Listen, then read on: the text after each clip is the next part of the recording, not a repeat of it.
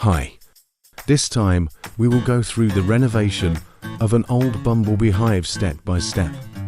After years of use, the wood is bent. The joints loosened with gaps, so first I have to break everything down. By the way, did you notice how black the inside of the hive is? This is due to flame cleaning after each season. That's why I like detachable components, but more on that later.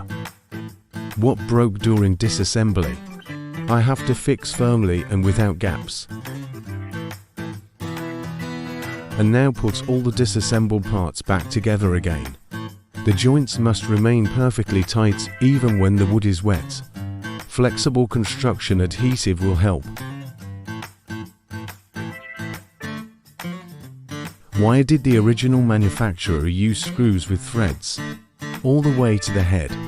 That's a mystery. The connections cannot be tightened that way. I have to replace everything with shank screws.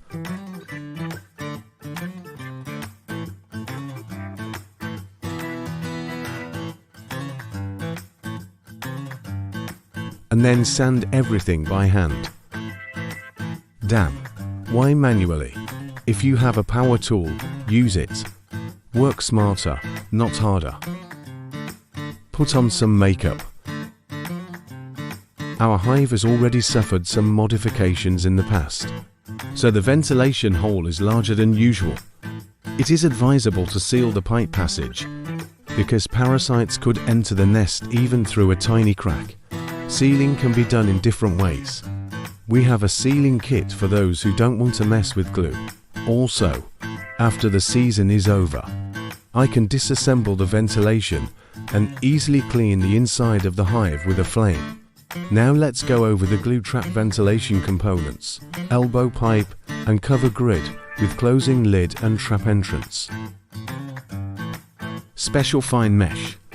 Parasites can pass through a 300 micrometer opening. The mesh must be finer than that. In a cover metal grid, bumblebees can chew through the fine mesh.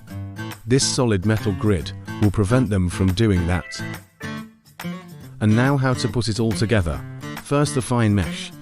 It will then be protected from the inside by the metal grid. Turn the ventilation opening as far as possible from the entrance.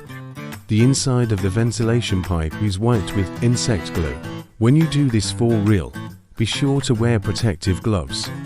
Not like me when I'm demonstrating it here.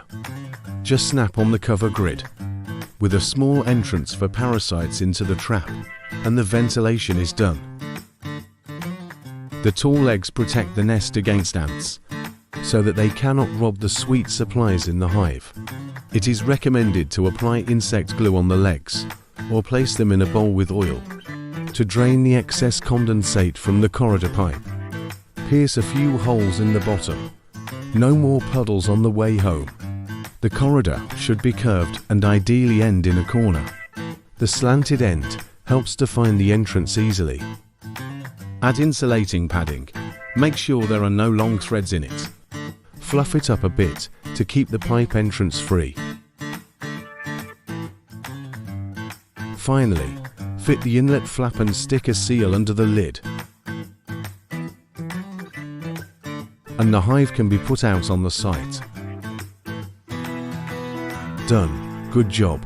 Ready for next season.